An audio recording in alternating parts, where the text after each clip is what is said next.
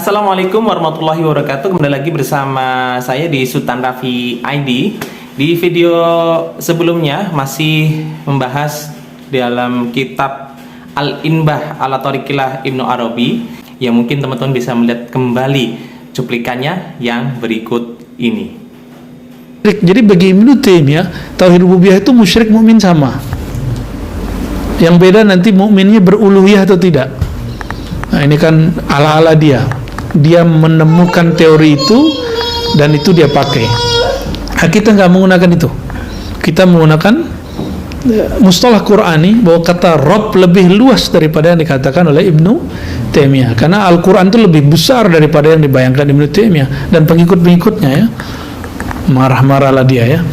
Insya Allah dia kan sudah masuk ke alam lain ya. Insya Allah dia benerin juga ini ya, percayalah dia beginian ya. Ya.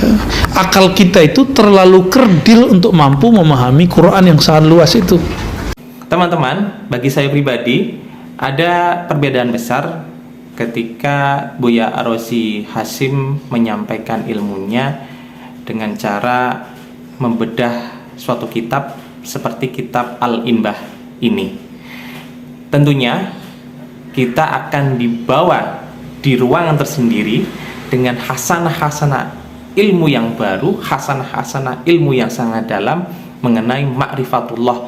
Ya, meskipun membuat saya pribadi itu agak pusing ketika mendengarkan tausiah beliau, tapi kepusingan saya dalam mendengarkan tausiah beliau itu setimpal dengan ilmu yang kita dapat. Dan pada video kali ini lanjutan dari pembahasan kitab Al-Inbah, Buya Ar-Razi akan menyampaikan beberapa poin yang sudah saya catat. Yang pertama tentunya melanjutkan dari penjelasan mengenai rububiyah, dan berikutnya ada mengenai tanda mabuknya atau tenggelamnya orang ketika berzikir, dan berikutnya ada mengenai penjelasan bahwa ma'rifatullah tidak harus menjadi orang alim. Bagaimanakah kelanjutan dan penjelasan beliau? Jangan lupa siapkan alat untuk mencatat, pulpen, kertas ataupun handphone teman-teman semua. Kita simak bersama-sama dan semoga bermanfaat. Selamat menyaksikan. Fayaslukahu bi asafir rububiyah minal amri wan nahi. Jadi yang ahli akidah coba ganti dulu istilahnya. Ini bukan istilah akidah, ini istilah zauq ya. Dengan sifat-sifat rububiyah, apa saja sifat rububiyah itu? Al-amr wan nahi, wal izzati wat tanzih wal kibriyai wal hidayati wat ta'lim. Maka seorang guru, coba lihat guru nyuruh-nyuruh nggak amalan ini? Nabi begitu nggak? Nah, itu Nabi lagi pakai sifat amr wan nahi, namanya sifat rububiyah. Apalagi wal izzati wat tanzih wal kibriya. Nah, bukan berarti Nabi itu sombong, izzah, tanzih dan kibriya, enggak.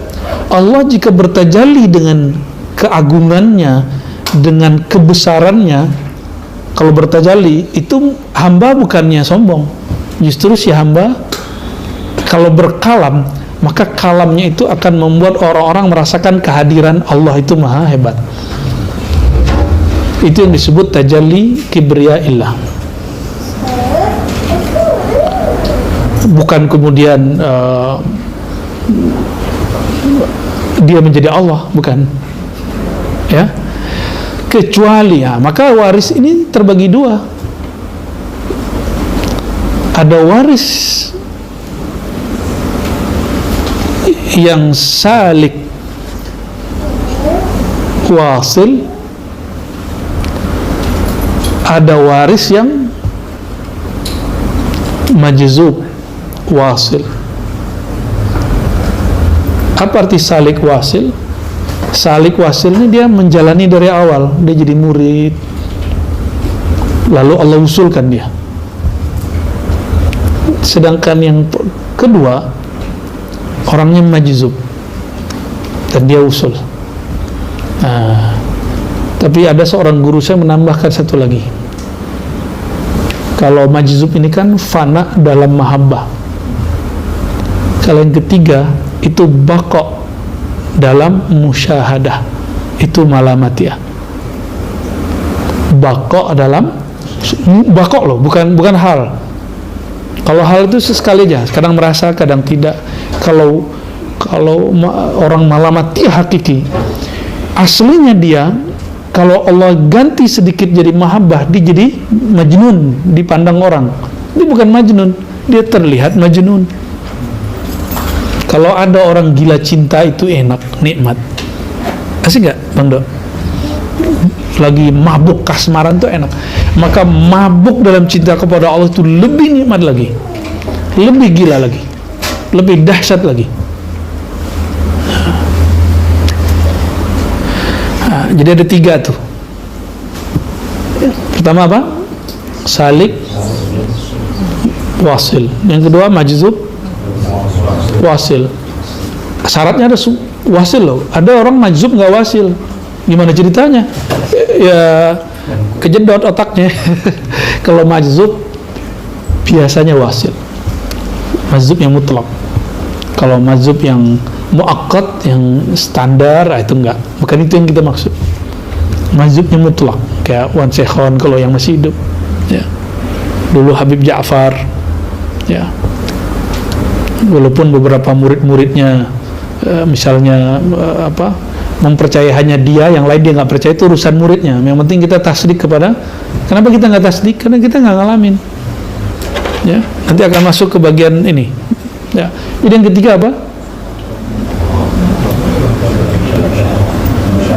Namanya belum aneh kasih ya. Tadi salik majzub, salik wasil, majzub wasil. Ini apa nih? Itu penamaan di belakangnya. Apa namanya? Ayo Bu ya, kasih nama Bu ya. Inilah sebuah al-arif billah. Al-arif, arif billah. Arif billah ini kadang malamatih itu nggak mesti seperti yang kita bayangkan. Ya suka-suka Allah lah. Ada yang dia nyamar jadi guru, dan nyamar jadi pemimpin. Ada yang nyamar jadi apa aja, jadi pedagang.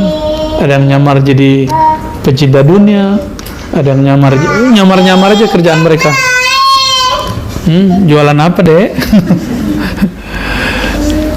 Salatin jualan apa tuh? Oh lagi ngajar. Lagi ngajar. Malu. Allahumma salli ala sayyidina. Ini ibnunya Biyazul Asfi, ini luar biasa. Kecil-kecil udah bisa ngajar. Nanti dia baca hadis innama bu'istu mu'alliman. Taib. Apalagi hidayah, ta'lim, hanan, riqah. Nah, jika dia tidak salik yang wasil, tapi dia majzub, itu kayak Sayyidina Al-Hallaj. Sayyidina Al-Hallaj, apa yang terjadi pada beliau? Kibriyanya Allah itu berzahir pada dirinya. Bukanlah itu Hallaj yang berkata anak Allah, yang berkata saat itu Allah. Oh Allah bertenasuh dong, enggak. Allah nggak perlu inkarnasi. Jadi ruhnya Sayyidina Hallaj itu ketika Allah bertajalli, fanalah kediriannya. Maka Allah pinjamlah. Tapi benarkah ibarat ini Allah meminjam kepada yang dia punyai? Tapi ini cuma ibarat aja. Allah gunakanlah kalamnya Hallaj untuk berbicara, akulah Allah, karena dia sedang fana di situ. Tapi tetap saja ar-rabbu rabbun wal abdu abdun, hamba Tuhan. Itu orang mabuk. Ini antum gak bisa terima. Kenapa hadis Nabi Imam Muslim antum bisa terima? Ketika seorang lagi saker karena barangnya balik, masih ingat? Barangnya hilang, kontaknya hilang di tengah padang pasir, udah bingung kalau jalan. Padang pasir itu kan, bukit-bukit padang pasir itu bisa ganti-ganti per jam. Kalau lagi musim kayak gini nih, musim lagi angin kencang, udah putus asa, tahu-tahu lagi ketiduran dijilat-jilat sama apa kata dia? Masih ingat kalamnya? Ini orang lagi majzub. Jadi Nabi sudah kasih kisi-kisi majzub tuh ada. Orang kayak Hallaj tuh ada contohnya. Cuma ini dikasih asbabnya onta. apalagi dikasih yang lebih mulia dari otak, yaitu ma'rifatullah. Apa kata orang ini? Ya Allah, anta abdi wa ana rabbuka. Itu majzub paling dahsyat itu. Dan Nabi tersenyum tuh. Nabi nggak mengatakan orang ini zindik, kafir. Kalau Nabi berhukum dengan hukum kalam yang kemudian dibuat setelah masa kenabian, dan kita saklek di situ, tidak kemudian fleksibel seperti Abdul Hasan Asy'ari karena berguru kepada Imam Junaid, apa yang terjadi? Mungkin orang akan bilang, wah, ini hadis yukhaliful aqidah, menyalahi aqidah Ahlussunnah. Nggak begitu cara memahami hadis. Yukhalif akhlak, iya, menyalahi akalmu, ya. Aqidah Ahlussunnah tidak, ya, karena aqidah Ahlussunnah itu ada pakem-pakemnya. Ini bagian yang dia masuk ke bagian yang kedua. Kalau dia bukan waris, fabit taslim wa tafwid. Engkau taslimlah, serahkan hakikatnya kepada Allah, tafwid, ya. Kita kepulangkan kepada Allah semua. Wa nafil awsaf, dan tapi jangan klaim-klaim saya lagi majzub nih, bisa gitu nggak? Ya, saya lagi saker nih, nggak bisa begitu juga. Saker kok sadar? Orang kasmaran tuh nggak sadar loh dia kasmaran. Ada loh Pak Sulaiman. Wal baqa'i ma'allahi ta'ala ala bisatil musyah wa nafil awsaf, menghilangkan sifat. Jadi mereka ini makomnya di mana? Di orang-orang yang masuk sini lebih kepada fana, ya. Tapi kemudian nggak boleh berhenti di situ. Orang-orang awam yang tasdik, ini dalil kita bahwa yang boleh masuk ke ilmu ma'rifat tidak hanya orang alim, tapi juga boleh orang yang tidak bisa baca kitab kuning. Dalil terkuatnya Sayyidina Muhammad SAW. Apakah beliau mampu baca kitab kuning? Pernah kuliah nggak di pesantren? Nabi Muhammad SAW pernah kuliah di tempat Buya nggak? Pernah ngaji kitab bayi kuning nggak? Ujurumiyah, enggak kan? Matan takrib, mantan takrib kali ya, mantan yang pernah dideketin. Apalagi pernah nggak belajar Sunan Abu Daud Tirmizi Nabi Muhammad? Enggak.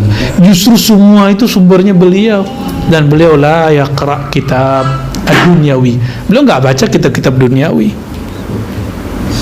karena beliau lah sumber kitab. Ngapain kita membaca kitabnya? Enggak. Maka yang disebut wal kitabil mubin, tafsirnya ada yang menyebut kitabul mubin Al-Quran, dan menyebutkan Lauh Mahfuz. La indi huwa qalbul Muhammadi, qalbu Sayyidina Muhammad sallallahu alaihi wasallam. Insya Allah, ya. Kenapa? Cobalah antum lihat semua disertasi yang ada hari ini di kampus-kampus Islam, bahkan kampus umum, itu dari qalbu Nabi Muhammad sallallahu alaihi wasallam. Lagi ngajar, bro. Ya.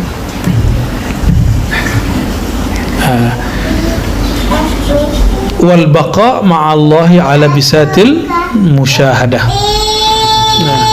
Baqa ma'allah, ruhnya tetap memandang kepada Allah, ala bisatil musyahadah, pada ranah musyahadah, penyaksian.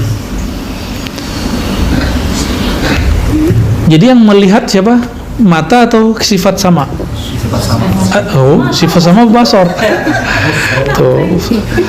Sifat sama atau basar? Basar. Yang mendengar sama atau basar?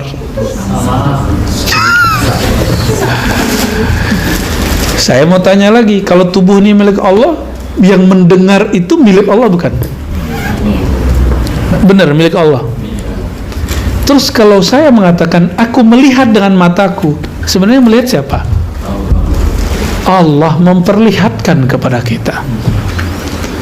Maka kalau antum pun mimpi ketemu Rasul, atau lagi sadar merasa kayak bertemu Rasulullah SAW, itu melihat karena diperlihatkan oleh Allah Subhanahu Wa Taala. Dipinjamkan penglihatan itu sejenak. Kok nggak setiap hari? Kok setiap hari nanti saker, majzub, nggak kuat. Dikasihlah Ya. Sekelas Uwais Al-Qarni, nur Rasulullah itu diterbitkan oleh ibunya. Jadi ketika ibunya berkalam, ya Uwais, kalau engkau pergi, terus aku dengan siapa? Itu kan sama dengan hadis Nabi. Ada orang hendak berjihad, hadis Bukhari, lalu Nabi mengatakan, alaka walidan, kamu punya dua orang tua? Dia jawab, na'am ya Rasulullah, bala ya Rasulullah. Lalu Nabi mengatakan, fafihima fajahid, kalau ada terhadap kedua orang tuamu, engkau berjihadlah. Nah, ini bantahan cantik kepada orang yang suka ngebom dan jihadnya jihad membunuh saja. Hadis Bukhari, hadis Muslim, Abu Daud, Tirmizi, semuanya sepakat menyebutkan bahwa jihad itu tidak hanya membunuh. Ada jihad berarti ihsan, berbuat baik. Berbuat baik ke orang tua itu jihad. Lebih berat daripada antum jihad ketemu musuh. Ketemu musuh, kita, dia bawa senjata, kita bawa senjata, musuh-musuhan kita, kan jelas yang dilawan. Kalau orang tua, dia mau apa, kita maksudnya apa, kita ngomong apa, dia fahamnya apa. Itu kalau nanti ihsan loh. Jangan dikira misalnya orang tua saya udah uzur lah, antum kan belum ngalamin aja. Ntar ada zaman kalau antum dipanjangkan umurnya dan Allah ambil kesadaran itu, uzur, nauzubillah min dzalik. Ya. Waktu kecil uzur loh, kita anak kecil bisa ngapain tuh baby, diambilin, dimaklumi, ya, dan nggak boleh dimarahin, ya kan? Nah, nanti ketika kita tua balik lagi seperti itu, ya. Oleh karenanya teman-teman yang bukan Allah, taslim, tafwid ini menjadi salah satu karakter yang mesti kita pakai dalam bab ghairul waris, ya, karena kita tidak mewarisi. Di ujungnya disebutkan, ini puncak orang-orang yang Allah berikan wusul tapi dia bukan mu'allim. As-sukun tahta tasarrufil qadar. Dia bisa tenang di bawah pergerakan takdir Allah Ta'ala min ghairi i'tirad, tanpa protes. Takdir itu nggak hanya masalah duit, jodoh, hidup, mati, tapi juga masalah anugerah zikir. Itu juga bagian dari takdir. Kok temanku lihat ini, aku tidak. Temanku ketemu Nabi, aku tidak. Temanku merasakan A, aku kok tidak.